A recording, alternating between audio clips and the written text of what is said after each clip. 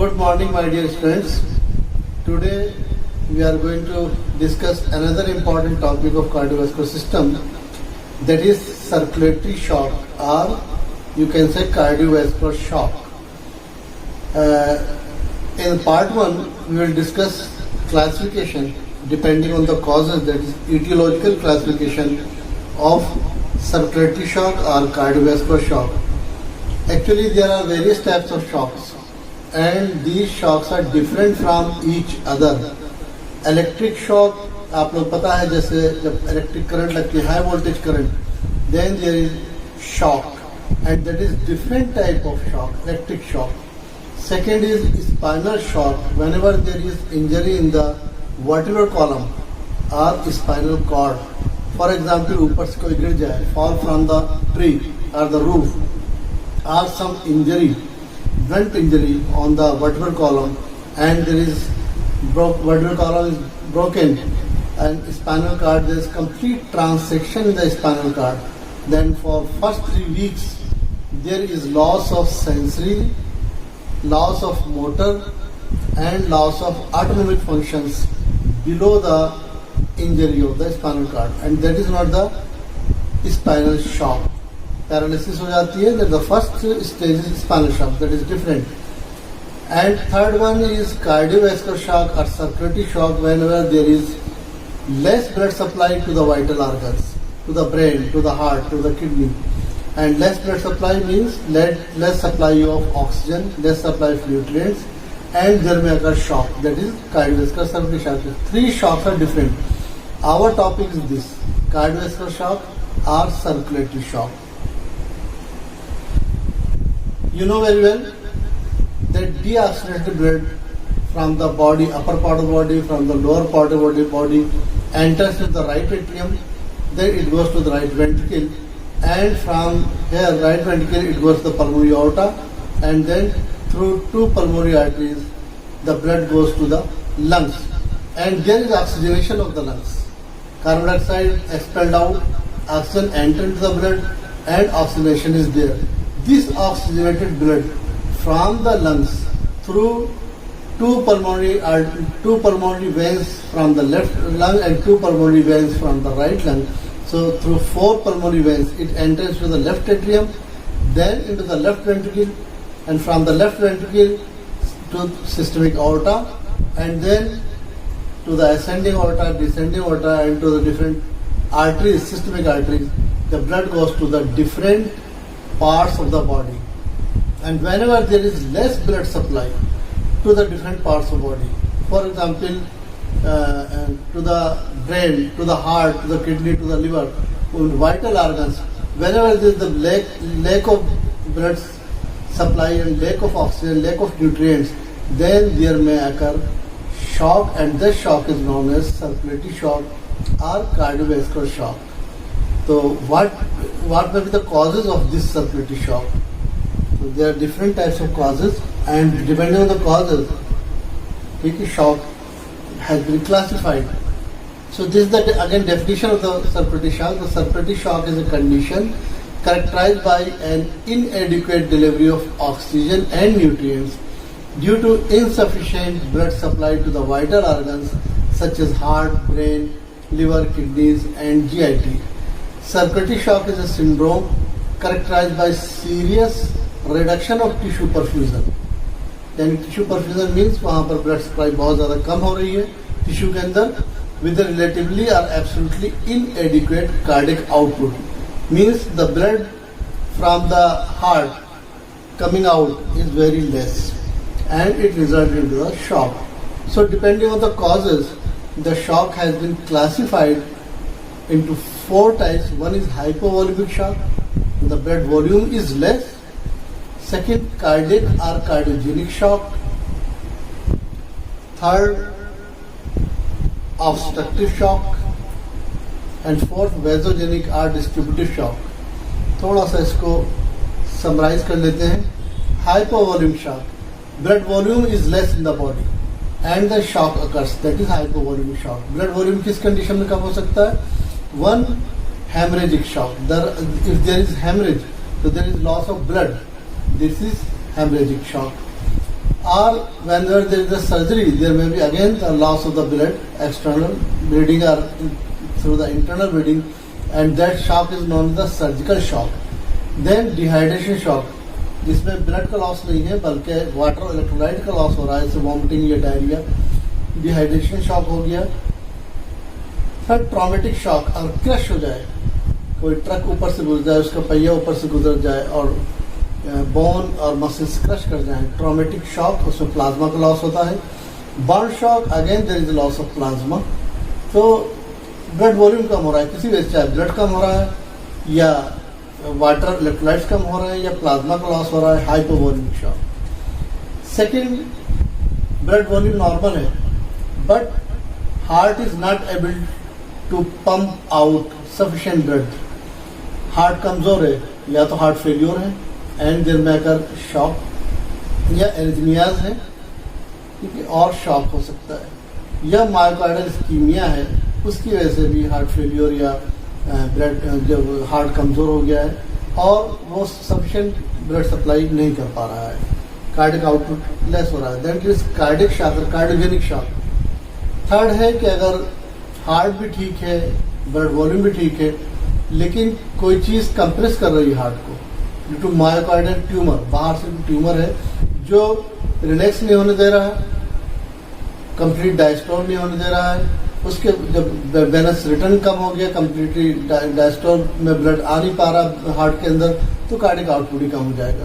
तो myocardial tumour में be the one cause of obstruction, या कार्डिक टेम्पोनाट, हार्ट के चारों तरफ पेरिकार्डियल जो कैविटी है उसके अंदर फ्लूइड आ गया है, पेरिकार्डियल इफ्यूजन या ब्लड आ गया है, then it will obstruct for the cardiac diastole. Then there may be constructive pericarditis. Pericardium, उसमें इन्फ्लेमेशन है जहाँ पे कंस्ट्रिक्शन हो रहा है, विच इज जो हार्ट को पूरी तरह से रिलैक्स नहीं होने दे रहा, और जब रिलैक्स नहीं हो पा रहा है तो फिर वो कंट्रैक्ट करता है, तो ब्लड सप्लाई भी कम हो जा रही है, कार्डिक आउटपुट भी कम हो जा रहा है. तो there is obstruction in relaxation and contraction of the heart.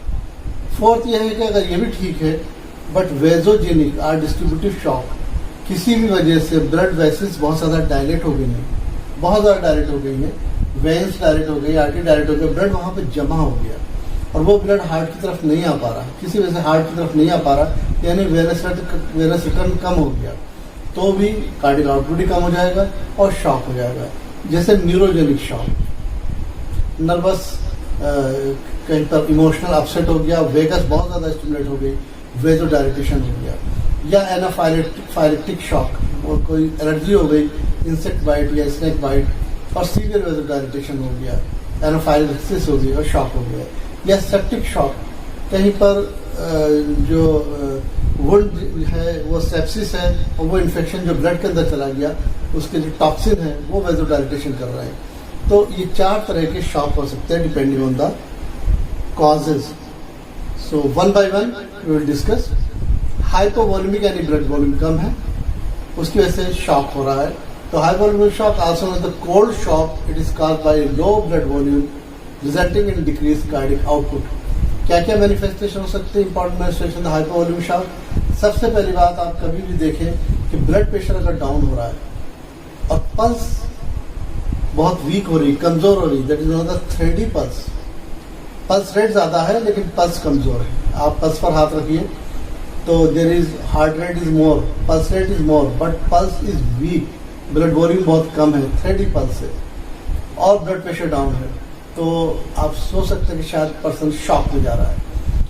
Respiratory rate भी बढ़ जाएगा, स्किन बिल्कुल कोल्ड हो जाएगी, कोल्ड स्किन, एंड पर्सन बहुत बेचैनी, रेस्टलेसनेस या लिथार्जिकनेस फील करेगा, एंड यूरिन आउटपुट बहुत कम हो जाएगा. ये 5-6 सिम्टम्स हैं, ये साइंस हैं, ये फीचर्स हैं जो अगर आपके सामने हैं तो समझ लीजिए कि पेशेंट शॉक हो जा रहा है. Low blood pressure, thin pulse, weak pulse, low blood volume pulse, pulse rate या heart rate is more, respiratory rate is more, cold skin is there, pale skin, restlessness, letharginess and ओलिगोरिया.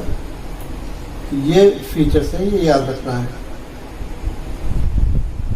Types of hypovolaemic shock जो हमने बताया था कि hypovolaemic shock भी क्यों हो सकता है, तो फर्स्ट देयर में भी हेमरेजिक शॉक, सेकंड देयर में भी dehydration, dehydration shock, then traumatic shock, surgical shock and burn shock. One by one इनको थोड़ा सा हम डिटेल में डिस्कस करेंगे। हेमरेजिक शॉक, जहाँ पर हेमरेज हो रहा है, ब्लड क्लॉस हो रहा है, it occurs as result of external और internal blood loss caused by the rupture of blood vessels. Acute haemorrhage हो सकता है, क्रॉनिक हेमरेज हो सकता है। तो एक्यूट हेमरेज में जनरली शॉक के चांसेस रहते हैं। Acute haemorrhage for example in case of accident या haemorrhage in the viscera, sudden viscera में कैपिलरीज रप्चर कर गई, ब्लड वेसल्स रप्चर कर गई और हेमरेज हो गया। ब्लीडिंग पेप्टिक अल्सर, सडनली वहाँ पर ब्लड वेसल्स रप्चर कर गई और वॉमिटिंग होने लगी ब्लड की, तो ये हो सकता है। These may cause shock. Chronic haemorrhage, generally chronic haemorrhage में shock does not occur. For example bleeding piles है जो काफ़ी महीनों तक ब्लीडिंग कर रहे हैं, या एक्सेसिव मेंस्ट्रुएशन है, इसमें शॉक के चांसेस नहीं होते। Acute haemorrhage, sudden loss of blood, there are chances of shock. तो ये हेमरेजिक शॉक हो गया है। और ये ब्लड लॉस भी क्यों हो सकता है? एक्सीडेंट हो सकता है। एक्सीडेंटल हेमरेज, किस तरह के हेमरेज हो सकते हैं? रोड एक्सीडेंट में, इंडस्ट्रियल एक्सीडेंट में, विच आर वेरी कॉमन और हर रोज का जो कोई न्यूज आती रहती है। एक्सीडेंटल हेमरेज या capillary haemorrhage due to rupture of the blood vessels, particularly of the capillaries. For example cerebral capillaries में रप्चर हो गया, सेरेब्रल हेमरेज, या haemorrhage in the heart. Then internal haemorrhage हो सकता है, bleeding in the viscera due to rupture of blood vessel, या postmortem haemorrhage. कभी कभी haemorrhage immediately after the delivery of baby, excessive blood loss अगर हो गया तो वुमेन में गो इनटू द शॉक, या haemorrhage due to premature detachment of the placenta, some time before delivery premature detachment हो गया प्लेसेंटा का टाइम से पहले, देन देयर में भी सीवियर हेमरेज एंड शॉक हो सकता है। तो ये हेमरेज के भी एग्जाम्पल्स हैं। Second, if blood loss is not there but fluid loss, electrolytes of fluid का loss हो रहा है, dehydration हो रहा है, then there will be dehydration shock. So fluid loss due to dehydration reduces the circulating blood volume. For example, severe diarrhea है या vomiting है या excessive sweating है। माइंस में काम कर रहे हैं लोग, बहुत ज़्यादा स्वेटिंग हो गई, एक्सेसिव स्वेटिंग हो गई, देन डिहाइड्रेशन हो सकता है और शॉक में जा सकता है पर्सन।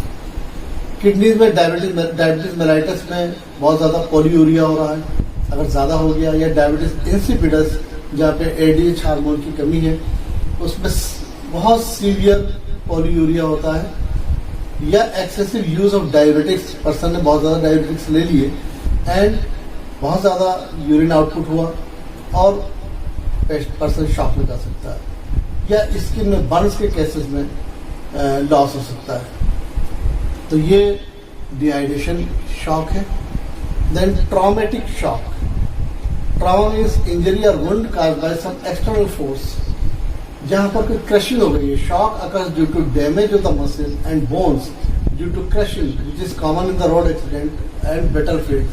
फॉर एग्जाम्पल, कोई ट्रक कुचल के चला गया और पैर में और वहाँ पर बोन्स और मसल क्रश कर गए, तो apart from the loss of blood the plasma escapes to the tissue spaces, plasma का लॉस ज़्यादा हो रहा है और वहाँ पर शॉक हो गया। तो कॉमन प्रॉब्लम्स क्या हो सकती है? प्रॉब्लम्स होती है क्रश सिंड्रोम और इंजरी बाय रीपरफ्यूजन। ये क्या चीज़ें हैं? क्रश सिंड्रोम, क्रशिंग हो गई है। Crush syndrome is the condition characterized by the renal failure when the limb of a person is crushed or compressed in traumatic condition. Plasma का loss हो गया है तो हीमो कंसंट्रेशन हो गया और उसकी वजह से रीनल फेलियर हो गया। Myoglobin and some toxic substances released from the affected muscles damage the renal tubular cells leading to degeneration of the renal tubules. या अगर आरबीसी या हीमोग्लोबिन कंपेरेटिवली ज़्यादा हीमो कंसंट्रेशन है तो वो रीनल आर्टरीज हैं उसको ब्लॉक कर सकती हैं और रीनल फेलियर हो सकता है। तो ये कॉज हो सकते हैं। तो दिस इज क्रश सिंड्रोम। दूसरी चीज हो सकती है इंजरी बाय रीपरफ्यूजन, कि पहले तो कंप्रेशन हुआ, ट्रॉमेटिक कंडीशन में tissue release some toxic substances, release कर दिए टिश्यू में, लेकिन जब कंप्रेशन खत्म होता है later when the compression is remove then the blood circulation of compressed part restarts and these toxic substances reenter into the tissue cells. वो toxic substances जो बाहर आ गए थे वो फिर से टिश्यू सेल्स के अंदर एंटर कर सकते हैं और इंजरी काज कर सकते हैं। They may cause further damage and this is known as injury by reperfusion. तो क्रश सिंड्रोम भी हो सकता है और इंजरी बाय रीपरफ्यूजन भी हो सकता है। ये क्रश सिंड्रोम हो गया या traumatic shock, then blood loss होता है हेमरेजिक शॉक, उसके बाद में डिहाइड्रेशन शॉक और फिर traumatic shock. Fourth surgical shock. Surgical shock is the shock developed by surgical procedures during surgery या आफ्टर सर्जरी। अगर हेमरेज हो गया किसी वजह से बहुत ज्यादा due to some reasons like internal haemorrhage or external hemorrhage and dehydration that occur during or after surgical procedures, उसमें अगर बहुत ज़्यादा ब्लड का लॉस हो जाए या वाटर इलेक्ट्रोलाइट्स का लॉस हो जाए then patient will go into shock and that shock will be known as surgical shock. Then come to the burn shock. Burn shock is the shock produced by the effects of the burn. In burns there again loss of plasma, blood की जगह comparatively blood का loss तो होता ही है लेकिन उसमें plasma का loss ज्यादा है। In burns loss of plasma through the burn surface is more than the loss of whole blood. It decreases the extra cellular fluid volume and plasma volume resulting into haemoconcentration. Again RBC comparatively ज्यादा है plasma के comparison में और blood थोड़ा सा गाढ़ा हो गया है, हीमोग्लोबिन ज्यादा, haemoconcentration. This leads to sluggish blood flow and sluggish blood flow की वजह से there may be cerebral blood flow is decreased and resulting into the shock. उसमें renal failure भी हो सकता है और ब्रेन के अंदर भी ब्लड कम जा रहा है तो शॉक हो सकता है, that is burn shock. तो ये तो हाइपोवोल्यूमिक शॉक था। अब ब्लड वॉल्यूम अगर नॉर्मल है but heart is not able to pump out sufficient amount of blood, heart कमजोर है किसी वजह से, दैट इज कार्डियक शॉक। हम जो डिस्कस कर रहे हैं वो कार्डियोवैस्कुलर शॉक है, उसका एक टाइप है कार्डियक शॉक और cardiogenic shock. Cardiogenic shock occurs due to decreased pumping ability of the heart because of the some cardiac abnormality. यहाँ पर हार्ट अगर कमजोर है तो वो ब्लड को सफिशिएंटली बाहर नहीं फेंक पा रहा, कार्डियक आउटपुट कम हो जा रहा है। ठीक है, तो ब्लड सप्लाई ब्रेन के अंदर या दूसरे वाइटल ऑर्गन्स पे कम हो जा रही है। फॉर एग्जाम्पल मायोकार्डिक इंफॉक्शन, यहाँ पर हार्ट वीक हो सकता है। कार्डिक एरिथमियाज है जैसे कि वेंट्रिकुलर फ्लटर है या वेंट्रिकुलर फिब्रिलेशन है, उस वक्त या heart failure, right and left failure हो गया है, वेंट्रिकल फेल्योर हो गए या सीवियर वैल्वुलर डिस्फंक्शन, माइट्रल स्प्लोसिस हो गई या माइट्रल रिगर्जिटेशन हो गया, उस कंडीशन में हार्ट फेल्योर हो जाता है। तो these are the causes for the cardiac shock जहां पर heart is not able to pump sufficient amount of blood और वो ब्लड सप्लाई कम हो रही है वाइटल ऑर्गन्स में रिजल्टिंग टू शॉक। ये कार्डियक शॉक हो गया। तीसरा हमने बताया था कि हार्ट भी ठीक है, ब्लड वॉल्यूम भी ठीक है, लेकिन हार्ट के चारों तरफ कहीं पे ऑब्स्ट्रक्शन है जो हार्ट को पूरी तरह से रिलैक्स नहीं होने दे रहा, तो फिलिंग कम हो जा रही है। डायस्टोल पूरी तरह से डायस्टोल पीरियड में जो फिलिंग होनी चाहिए हार्ट के अंदर वो कम है, जब फिलिंग कम है तो कार्डियक आउटपुट भी कम हो जाएगा। तो obstructive shock or more precise to be the extra cardiac obstructive shock occurs due to impairment of ventricular filling. Ventricular filling नहीं हो पा रही पूरी तरह से during diastole due to some external pressure on the heart, heart के चारों तरफ कुछ प्रेशर पड़ रहा है। Due to decreased ventricular filling the stroke volume and hence the cardiac output is decreased causing the circulatory shock।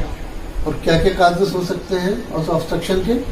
there may be pericardial effusion, यानी pericardial cavity में अगर फ्लूइड जमा हो गया है या ब्लड जमा हो गया है, कार्डियक कंपोनेंट यानी bleeding into the pericardium with external pressure on the heart, या टेंशन न्यूमोथोरेक्स से एयर जमा हो गई प्लूरल कैविटी के चारों तरफ और वो हार्ट को कंप्रेस कर रहा है, ये कंस्ट्रक्टिव पेरिकार्डाइटिस है।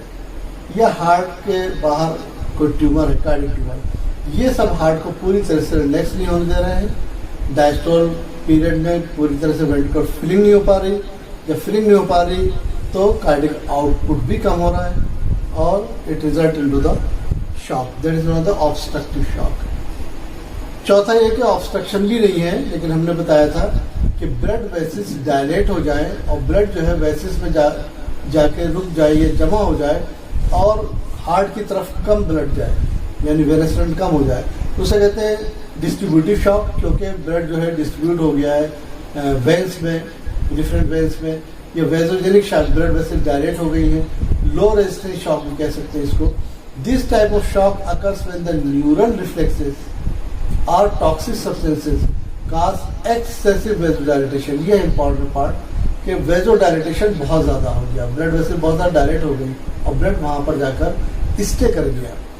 तो excessive vasodilation with the vascular system causing इनएडिक्वेट Venus return, blood वहाँ जमा हो गया, हार्ट की तरफ कम पहुँच पा रहा है, वेनस रिटर्न कम हो गया तो कार्डियक आउटपुट भी कम हो गया। So there is inadequate blood supply to the vital organs, may result into shock। उसे हम कहते हैं वेजोजेनिक या distributive shock. Haemorrhagic shock cold था, मगर ये वार्म शॉक कहलाता है। This also called the warm shock because skin is warm and not cold and moist as it is in hypovolemic shock. और इसके भी 3 इंपॉर्टेंट टाइप्स हो सकते हैं या 3 इंपॉर्टेंट काजेस हो सकते हैं। एक तो न्यूरोजेनिक शॉक, जहाँ पे न्यूरल रिफ्लेक्सेस में प्रॉब्लम हो रही है, एनाफाइलेक्टिक शॉक, एनाफाइलेक्सिस हो गई, सीवियर एलर्जी हो गई, या सेप्टिसीमिक शॉक, कहीं पर सेप्टिसीमिया हो रहा है। तो ये इनके भी क्या क्या काज हो सकते हैं, तीनों डिस्कस करते हैं हम लोग one by one. Neurogenic shock, it occurs due to 2 types of nervous effects. एक हो सकता है mark reduction in sympathetic vasomotor tone, sympathetic tone बहुत ज्यादा कम हो गई है, या पैरासिम्पैथेटिक टोन या वेगल टोन बहुत ज्यादा बढ़ जाए। प्रोनाउंस इंक्रीज या prominent increase in vagal tone as in the vasovagal syncope और इमोशनल फेंटिंग। जैसे कोई न्यूज सुनी किसी ने, कोई बैड न्यूज के कहीं किसी की डेथ हो गई और पर्सन बेहोश हो जाता है, या कोई एक्सीडेंट देखा, ब्लड निकलते हुए देख रहा है किसी के सर से और वो पर्सन देखकर बेहोश हो गया, तो वहाँ पर वेगल स्टिमुलेशन बहुत ज़्यादा हो जाता है और वेसल जो है डायरेक्ट कर जाती है और पर्सन बेहोश हो सकता है। उसे कहते हैं वेजोवेगल सिनकोपी, और इसमें शॉक भी हो सकता है। या तो सिंपैथेटिक सिस्टम या सिंपैथेटिक टोन बहुत ज़्यादा कम हो जाए, या पैरासिम्पैथेटिक या वेगल टोन बहुत ज़्यादा बढ़ जाए, तो देयर में भी वेजोडाइलेटेशन। तो it is not the neurogenic shock. किस तरह से होता है, क्या उसका मैकेनिज्म है? इमोशनल स्ट्रेस हुआ, उसने कोई न्यूज सुनी या कोई बैड सीन देखा, एक्सीडेंटल सीन देखा, सेरेब्रल कॉर्टेक्स स्टिमुलेट हुआ, हाइपोथैलेमस स्टिमुलेट हुआ, वहां से इंपल्सेस मेडुला में गई। मेडुला के अंदर सेंटर्स है, वेजोमोटर सेंटर है, कार्डियक सेंटर है और रेस्पिरेटरी सेंटर, तीनों सेंटर्स है उसके अंदर। तो देयर में भी decrease sympathetic discharge and there में भी increase parasympathetic discharge. Vagal tone increase हो गई, सिंपैथेटिक टोन कम हो गई, दोनों कॉज कर सकते हैं वेजोडाइलेटेशन। और ब्रेडिकार्डिया, हार्ट रेट भी कम हो गया, ब्लड वेसल भी डायलेट हो गए, और अल्टीमेटली वेजोडाइलेटेशन की वजह से पेरिफेरल रेजिस्टेंस कम हो गया और ब्रेडिकार्डिया की वजह से कार्डियक आउटपुट कम हो गया, क्योंकि हार्ट रेट कम हो रहा है तो कार्डियक आउटपुट भी कम हो गया। दोनों रिजल्ट कर सकते हैं हाइपोटेंशन, ब्लड प्रेशर डाउन हो गया। ब्लड प्रेशर डाउन हो गया तो ब्लड सप्लाई भी कम हो गई, और अगर ब्रेन में ब्लड सप्लाई कम हो गई देन पर्सन में गो टू फेंट डाउन। तो ये फेंटिंग का मैकेनिज्म हो गया है, और this shock is not the neurogenic shock. Anaphylactic shock हमने बताया था सीवियर एलर्जी में। एनाफाइलेक्सिस, सीवियर एलर्जी अगर हो गई है, allergy, anaphylaxis refers to an acute severe allergic reaction such as snake bite, या इंजेक्शन पेंसिल लगाया और रिएक्शन हो गई, या एंटी टेटनस सीरम का इंजेक्शन लगाया और रिएक्शन हो गई, तभी हम पेंसिलिन या एटीएस का इंजेक्शन लगाते से पहले टेस्ट करते हैं, स्किन में टेस्ट करते हैं कि इसको एलर्जी तो नहीं है, इससे एनाफाइलेक्सिस होने चांसेस नहीं है। और अगर टेस्ट निगेटिव आता है तभी हम इंजेक्शन लगाते हैं, अगर टेस्ट पॉजिटिव आ रहा है तो फिर हम इंजेक्शन अवॉइड करेंगे। ये कभी कभी कुछ इंसेक्ट बाइट, कुछ इंसेक्ट्स ऐसे होते हैं कि एनाफाइलेक्सिस कर सकते हैं, फूड से एलर्जी हो सकती है, ब्लड ट्रांसफ्यूजन अगर मिसमैच्ड है तो भी पर्सन शॉक पे जा सकता है, सीवियर एनाफाइलेक्सिस हो सकती है। तो वो कैसे होती है? Large quantities of histamine and histamine like substances may be released in the allergic reaction and cause widespread and marked vasodilatation. Main cause तो vasodilatation ही है, वेसोजेनिक शॉक का। लेकिन कौन कर रहा है? हिस्टामिन कर रहा है, हिस्टामिन लाइक सब्सटेंसेस कर रहा है जो एलर्जी में रिलीज हो रहा है। तो because of the marked vasodilation there will be reduction of peripheral resistance. Also there is marked increase in capillary permeability leading to fluid loss. fluid loss भी इसमें होना शुरू हो जाता है, तो हाइपोवोल्यूमिक एलिमेंट भी कम हो गया, हाइपोवोल्यूम वो भी ब्लड वॉल्यूम भी कम हो गया। तो this hypovolemic element leads to the low resistance shock. तो severe anaphylaxis may result to shock because the release the histamine and histamine like substances. तो एक न्यूरोजेनिक शॉक हो सकता था, एक एनाफाइलेटिक, और तीसरा जो है वेसोजेनिक होता है सेप्टिक और सेप्टिसिमिक शॉक। कहीं से भी इन्फेक्शन अगर पहुंच रहा है ब्लड के अंदर तो उसे हम बैक्टीरिया, अगर बैक्टीरिया हो सकता है, वायरिमिया हो सकता है, सेप्टिसीमिया हो सकता है। तो septicaemia is a condition in which bacteria circulate and multiply in the blood and form toxic products or toxin. ये जो टॉक्सिन है जो ब्लड के अंदर बन रहे हैं इन बैक्टीरिया की वजह से, this toxin may cause high fever and marked vasodilatation due to peripheral arteriolar muscle paralysis. और vasodilatation बहुत ज़्यादा हो गया, then there may occur shock and that will be known as the septic shock or septicemic shock. किन condition में ये septic shock हो सकता है? कहीं भी कोई बहुत ज़्यादा इन्फेक्शन हो जाए, जैसे इन्फेक्शन ऑफ द यूट्रस या infection of the fallopian tube, that commonly occurs in abortion by the instrumentation. ये इंस्ट्रूमेंट की वजह से इन्फेक्शन हो सकता है यूट्रस में, फेलोपियन ट्यूब में, और ये ब्लड के अंदर जा सकता है, तो बैक्टीरिया या सेप्टिसीमिया ब्लड में हो सकता है। Infection of the peritoneum, peritonitis हुई, उसकी वजह से सेप्टिसीमिया हो गया। या स्किन इन्फेक्शन है कोई, spreading of the skin infection due to bacteria like streptococci, और ये इन्फेक्शन ब्लड के अंदर चला गया, सेप्टिसीमिया या बैक्टीरिया हो गया। या spread of infection from any other part of the body, it में कॉज सेप्टिसीमिया, और सेप्टिसीमिया में टॉक्सिन्स की वजह से सीवियर वेसोडाइलेशन हो सकता है। तो अगर एंडोटॉक्सिन रिलीज हो रहा है तो उसको हम एंडोटॉक्सिक शॉक भी कहेंगे। It refers to the shock produced by the endotoxins released from the gram-negative bacteria like colon bacilli. These endotoxin produce shock due to their following effects. ये एंडोटॉक्सिन जो है मार्क वेसोडाइलेशन कर रहे हैं, mark vasodilation reduces peripheral resistance, myocardial conductivity कम हो रही है तो कार्डियक आउटपुट भी कम हो रहा है, कैपिलरी परमेबिलिटी बढ़ रही है तो ब्लड का या प्लाज्मा का लॉस भी हो रहा है, तो हाइपोवोलीमिया हो रहा है। इन सब की वजह से देयर में भी shock, that is endotoxic shock. तो ये एटियोलॉजिकल क्लासिफिकेशन था। हेमरेजिक शॉक, जहाँ पे हाइपोवोलीमिक शॉक सबसे पहले है, जहाँ पर फ्लूइड का लॉस हो रहा है, ब्लड का लॉस हो रहा है, तो हेमरेजिक शॉक। प्लाज्मा का लॉस हो रहा है, जैसे बर्न शॉक में या ट्रॉमेटिक शॉक में। डिहाइड्रेशन में फ्लूइड्स इलेक्ट्रोलाइट का लॉस हो रहा है, डिहाइड्रेशन शॉक हो गया। सेकेंड, हाइपोवोलीमिया नहीं है, हार्ट बहुत ज़्यादा वीक है तो कार्डियक शॉक है, कार्डियोवैस्कुलर शॉक है। और हार्ट भी ठीक है, ऑब्स्ट्रक्शन है चारों तरफ से, तो ऑब्स्ट्रक्टिव शॉक हो गया, ठीक है। और अगर ऑब्स्ट्रक्शन भी नहीं है, ब्लड वेसल डायलेट कर रहे हैं, तो वेसोजेनिक शॉक है, जैसे कि न्यूरल रिफ्लेक्सेस में से न्यूरोजेनिक शॉक, सेप्टिसीमिया जैसे सेप्टिसीमिक शॉक, और एनाफाइलेक्सिस वैसे एनाफाइलेटिक शॉक। तो this is the aetiological classification of circulatory shock. ये पार्ट 1 कंप्लीट हो गया है। यहाँ पे हम इस वीडियो को फिनिश कर रहे हैं। पार्ट 2 में हम बताएंगे कि क्या क्या फेजेस, स्टेजेस हो सकती है शॉक की, क्या क्या कंपनसेटरी मैकेनिज्म हो सकते हैं और किस तरह से आप इसको ट्रीट कर सकते हैं। तो हम पार्ट 2 आपको फौरन बना के आपके तरफ देंगे। तो ये पार्ट 1 कंप्लीट हो गया, circulatory shaft part 1 aetiological classification. Thank you very much and have a nice day.